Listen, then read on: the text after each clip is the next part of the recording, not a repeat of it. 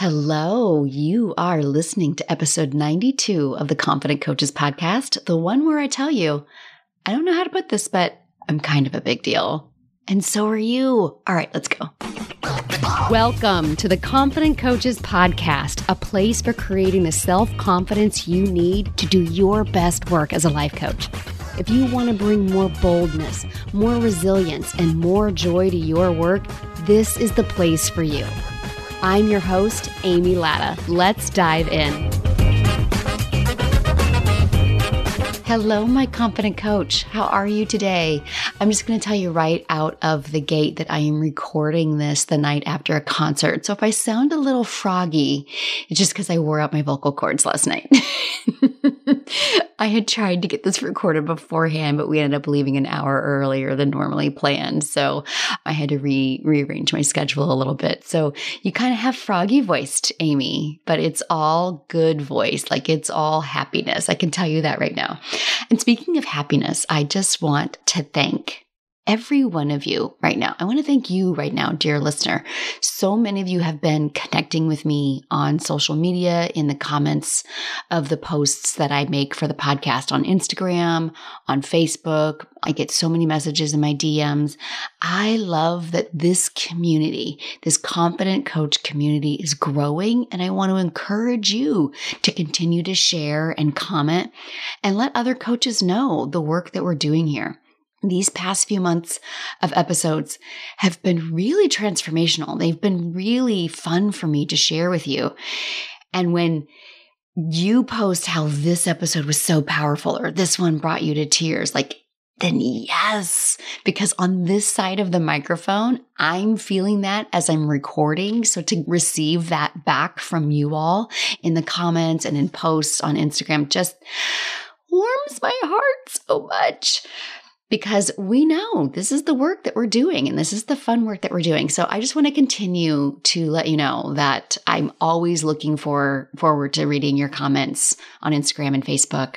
And if you don't know where to find this show on social media, you can always find me at Amy Latta, at I am Amy Latta on Facebook or Instagram. And every Tuesday when a new episode drops, you will find audiograms and podcast posts. And I look forward to connecting with you on there. And this is also kind of me doing what I'm talking about in today's episode, which is we're going to talk about tooting your own horn, becoming your own best cheerleader. How to be your own raving fan. Like basically in the name of Ron Burgundy from Anchorman, how to be a big deal. Now this can make a not very confident coach very nervous because what happens when I tell you, you're going to learn how to toot your own horn. You're going to learn how to become your own raving fan. As I'm saying those words out loud, it's time for you to become your own raving fan. It's time for you to toot your own horn. What comes up for you? I really want you to take a moment right now and tap into your body and really feel like, hey, you're a big deal. Let's go toot your horn. Let's go tell other people that you are a big deal. What happens inside your body? I can tell you what comes up for me. This is actually more thought line than body, because body-wise is just anxiety comes up for me. What? Oh, we're going to do what? Because this is what's going on in my brain. So Helga, she grabs that microphone and she's like, that's not allowed. That's not polite. Listen, we're supposed to be humble. We're not supposed to brag about who we are and what we do, and certainly not about what we've accomplished. That's uncouth. That's not dignified. That's certainly not what a good girl or a polite young lady should do. Does any of that sound familiar? Or variations along that theme of other people can toot my horn, but I can't toot my horn. That's just not, we just don't do that around here. Anything else comes up for you other than what I listed? I'd love to hear about it in the comments on Instagram or Facebook. Because here's the thing, we are in a society where we really champion the underdog. We really tend to champion the people who need other people to lift them up. So many movies, right? And we get twitchy when somebody boasts too much. We really get a little twitchy when we see somebody telling other people, here's how I'm awesome. Like we're not always the biggest fan when somebody says, hey, I'm the best at what I do. And why do you think that is? I have a few theories, and I think it comes down to these couple of things. First of all, we've convinced ourselves, because we listen to our Helga brain, that you right now, don't have what it takes to be great. Like we just don't have that special something. We just don't have that thing that makes us great. So watching others proclaim their greatness makes us very uncomfortable. Like, how dare you be so bold when I'm over here listening to my self-talk, always telling me how I'm not good enough or otherwise terrible person for X, Y, or Z reasons. Like entire TV and movie plot lines revolve around taking down the person who dares to like themselves too much, even though we all know that they're human. It's like, what gives you the right to be a fallible, I'm saying that word wrong, fallible human who makes mistakes and makes errors and does things wrong and still believe that you're great and amazing? Like, we have just decided in our society that you can't be both, which of course is bullshit, but we love to loathe that person. Like, who do they think they are? We know they're not so great, so how dare they be so boastful by daring to proclaim to be great, right? I also think, like, kind of like the brother-sister of this here, I think the other thing is that scarcity can really play into this. Like, if I proclaim that I am a big deal, it's like I might be taking somebody else's spot. It's like we see achieving as a vertical line, like an up and down line, one stacked on top of the other, and not a horizontal line, all of us together on the same plane. Again, and our society 100% backs this up. Like everything since we were really little was put into a list. You have like your top 10 earners, the 10 richest people. Like, shoot, I am a sucker for a good BuzzFeed list, right? I can research a show. Like right now, I'm totally binging Cold Case on HBO. I will 100% read a BuzzFeed list on the top 10 episodes of Cold Case. I don't even know if that exists, but if it did, I'd be like, oh yeah, do I agree? You know, the list of like the best songs from this band. The concert I saw last night was Foo Fighters. So absolutely, if I saw a BuzzFeed list that was like the top 10 songs of Foo Fighters, I would 100% be listening to see if I agreed with their ranking and possibly changing the ranking to match what I believe. Because we have been taught to rank ourselves against others our entire lives. So if I claim a spot, that must mean that there are people above me and below me. And that's where we start being like, did you really earn that spot to be able to proclaim that you are X number on a list, even though we're not actually talking about a list, but that we have that mentality, right? And listen, I'm recording this during the Tokyo Olympics. So it's the 2020 Olympics that are occurring in 2021. For those of you in the future, you remember these days, right? And everyone is a rank, and only the top 3 get a medal. Right? And I've been actively watching the Olympics since 1984 as a 10-year-old girl who wanted to be just like Mary Lou Retton. Like, anybody else remember her perfect 10 vault? They don't do 10s anymore. Everything's on a scale of like 16 or some weird number now. But like back then, everything was out of 10. Again, everything was ranked out of 10, right? Like everything was already ranked, and her perfect 10 vault was like so huge. Like, think about that. I can't even imagine what was already ingrained in my head about ranking and top and bottom and winner and loser by the time I was 10, but definitely it was cemented in my head when I was 10 years old, watching Mary Lou Retton doing all of her flippies and like wanting to be her so badly. So what if it's possible that everything I just said, like, it's all just made up, right? It's not real. It's just a box that we put these events in, and it doesn't have to apply to anything to do with you. Like, we rank for like in terms of organization, which our brain desires, but then we don't have to take that organization and that ranking to then extrapolate it across all of society, which is 100% what we do. What if people claiming to be a big deal are not braggarts and they're not taking somebody else's place? This is why I like to see us as more of like a horizontal line as opposed to a vertical line. It's that rising tide lifts all ships mentality, right?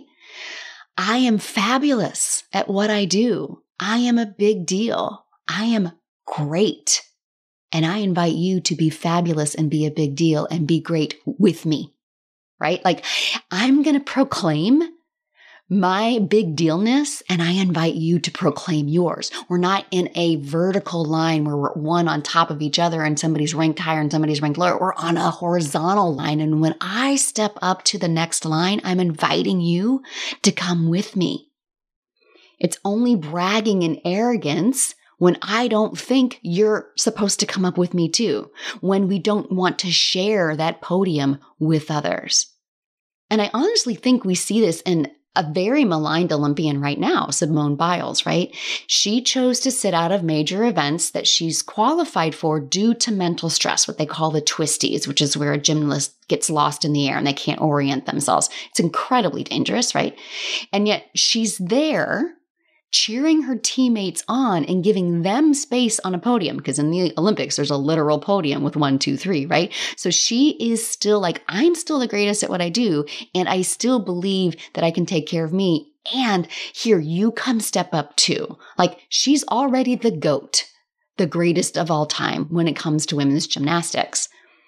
So that's already been proclaimed. And now she's like, you, the rest of my teammates, come on, you step up to your goatness also. It's here for you, because in this world where they actually do rank us, I am comfortable enough in myself to be able to say, I don't need that 1, 2, 3 ranking to know that I'm fabulous. And here, why don't you come up and step up and be fabulous also?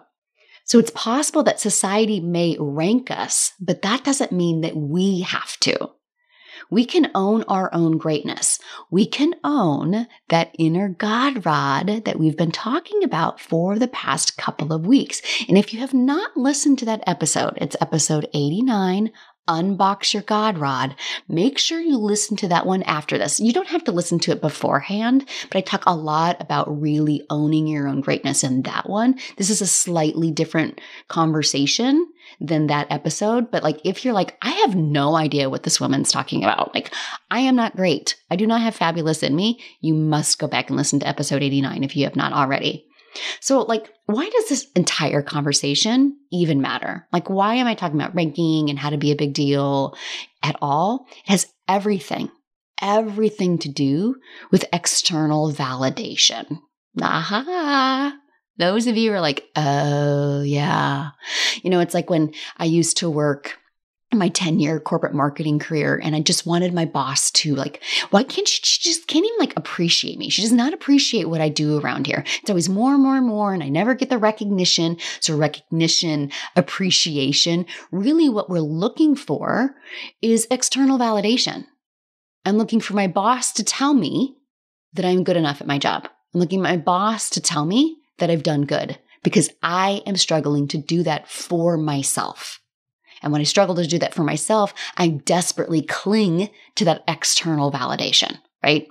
When I'm not willing to own my greatness and be my own big deal and champion myself, I need them to champion for me.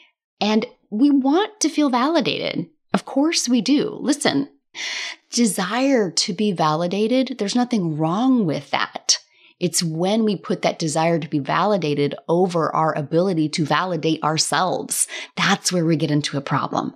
Like validation, of course we want to be validated. We are human. Inclusion and being liked and being told you are good are all part of that anthropological, fitting into a hegemonic culture. The knowing that we will be cared for and fed and protected when need be, as long as we adhere to the rules of the culture. And if we don't, well then, ingrained in our DNA, right? Like we're going to be ostracized. We won't be fed. We won't be cared for. We won't be protected. And then we're going to die alone on the Serengeti or the prairie. Except we won't, because it's 2021. And if you are listening to this podcast, you are not going to be stranded on the Serengeti by, having been ostracized by your culture. But our Helga brain is still wired in our DNA. Like that is still written into our DNA, even though it's modern times. That desire to fit in, that desire to belong, that desire to be protected by our enclave, right? So to toot your own horn or be your own raving fan, it feels like death to us because that would have gotten us kicked out of the enclave, right? So if you haven't caught on by now, by listening to 92 episodes of this podcast, being a human who does what they've never done before is a constant working against how your brain is naturally wired, right? It's constantly saying, I see you, Helga. I hear you, and it's okay. We are not going to die. And she's still going to keep saying it. And in fact, the bolder you become and the more you toot your own horn and the bigger you expand and the more things you start trying and doing, the louder she gets. So she's looking for others to say, hey, you belong here. And we'll start to believe that our worth and our value and our goodness as a coach, and therefore our confidence, is dependent on other people telling us so. This is where we start looking for. We need that feedback on our posts in order to believe that anybody cares about what we're talking about. We need those yeses on consultation calls in order to believe that anybody wants to say yes to us, that anybody wants to work with us. We need those clients loving our coaching and telling everybody about it, being our raving fans for us. Listen, your clients do this too. I want you to think about all the different ways that you and they look for external validation. Sometimes it might be what people say. Sometimes it's just a thing that's outside of us.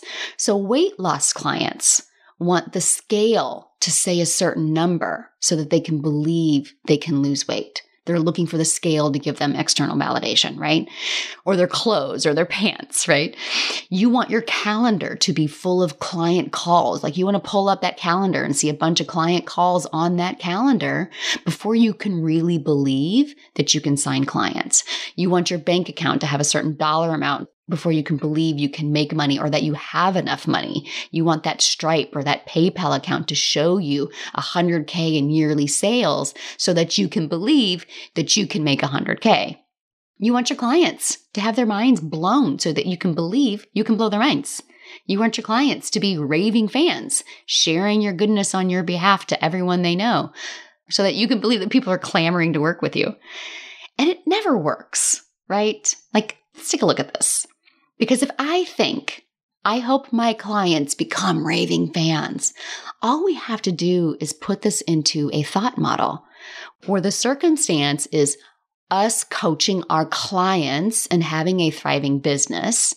And our thought is, I hope my clients become raving fans, which sounds like a really good thought. But when I really say that out loud, I hope my clients become raving fans, I actually feel a little anxious because how can I actually make that happen? Like, I can't make anyone do anything, right? And me hoping that they become my raving fan, I inherently know that that's outside of my control. So of course, I naturally feel very anxious. So when I feel anxious, what does my A-line, what do my actions start looking like? They start looking awfully graspy and needy because I go into, I have to control how you think and feel mode. Which, by the way, totally impossible. If you're new here, you cannot control how other people think or feel. Literally, ever, ever, ever, ever. So this is when I might start handling clients with kid gloves and coaching calls. So at least they'll like me, right? I will be all up in my own head and not paying attention to their thoughts because I'll be thinking, I want them to be raving fans. So I need them to feel a certain way on every single call. So let me kind of like wrap my arms around them. But I'm spending all of that time in my own head that I'm not paying attention or close enough attention and not really relying on my skills as a coach to really pay attention to their thoughts. I'm not showing them how their thoughts are optional. And then I'm not helping them to create different models, which of course is reducing the chances of them creating drastically different results. Remember, we are never responsible for our clients' results, but we are responsible for showing them their thinking and offering them alternatives or helping them find alternatives, which in turn creates different results for them. So if they're not creating drastically different results, they might love the warm, fuzzy space that we create where we're kind of hand-holding, we're trying to ensure that they love us, but they're probably not going to become raving fans, right? So of course, like right there, I hope they become raving fans creates a result of them probably not becoming raving fans. But the deeper result here, I want you to go a little bit deeper in this model. Even more importantly, when I indulge in that anxiety, because that model was still kind of all about them. And remember, models are about us. When I stay wrapped up in that drama of trying to control their model, I'm not really looking at my own. I'm not staying present with my clients in the call. I'm not doing my own self-coaching to clean up my head beforehand. I am not tapping into the great coaching that is available to me from me in my own body and in my own brain right now, because I'm too busy trying to control the situation. So I'm not going deep into my own self, and I'm not showing up as fabulously as I know I am capable of. Therefore, I'm not being my own raving fan. Really, the thought, I hope they become raving fans, prevents me from becoming my own raving fan, which is the only thing I can control, right? When I need other people to validate me, I don't focus on the one thing I can control, which is validating myself. Your validation does not need to come from hordes of people adoring you. And I really want to challenge these societal expectations, these rules that we just all happen to follow. And I really want to challenge, is it not polite not to toot your own horn? Like, is it really true that it's not polite to proclaim yourself a big deal, to toot your own horn, to say, hey, I'm great? What if it's not polite not to do that? Stay with me here a moment. Stay with me. Don't let me lose you here. What if it's not polite to not do those things? Like what maybe it's even quite rude not to toot your own horn, to not be your own biggest cheerleader, to not be your own biggest raving fan, to not proclaim. When you don't toot your own horn from that place of love and assuredness, you aren't inviting others to join you. You are not lifting anybody else to come up with you. You're not showing others what is possible. And you are keeping your God-rodness, that inner God-rod light that you have, you're keeping it to yourself and you aren't sharing it with the world. And I want to offer you rude. Like rude not to show other people what is possible and invite them to join you. Rude to not share that inner greatness that you have with the world. What if that's what's rude? What if that's what's not polite? What if that's like what a good girl would never do, right? What? Did everybody's head just get turned on its side? I know mine did when I was thinking about this. What if it is rude not to be a big deal? What? Something that my coach shared with me, and it is so powerful, is to remember there is no shortage of enthusiasm or belief. So me proclaiming that I am a big deal, it's not like I'm taking big dealness. It's not like there's a big deal pie and I'm taking a slice and that prevents you from having it. Like there's no shortage of money or energy or enthusiasm or belief or of raving fans or of enthusiasm or big dealness. There is no shortage of any of these things. So you staking claim to yours does not leave anybody else out. However, you not staking claim to yours might prevent a lot of people being invited to and feeling encouraged to take what is rightfully theirs. Right? Rude. What if that's the rude thing? Now, you still have to face the discomfort that some people may think it's rude to proclaim that you are a big deal because they are following that rule. That's not okay, that's not allowed, that's not what we do around here. and they don't realize that they don't have to follow that rule anymore. Like, here's this thing about discovering rules that you've always followed and then realizing that you don't have to if they don't serve you. Other people may not be on board with that yet because they just haven't realized yet. And that's okay. I really want to offer you that it's okay when you've discovered something that you don't have to do anymore or that you're allowed to start doing and other people in your circle haven't yet. Because they are also thinking that that's taking a spot from somebody, or they don't have the right to proclaim that themselves, and it makes them very uncomfortable to see someone else do it. And we can still love them.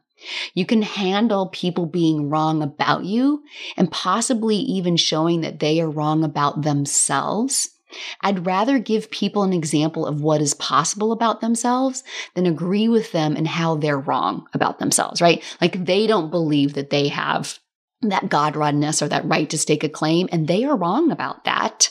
And I would rather be an example rather than agree with them, right? So here's what I want you to do this week. What do you want to believe about you?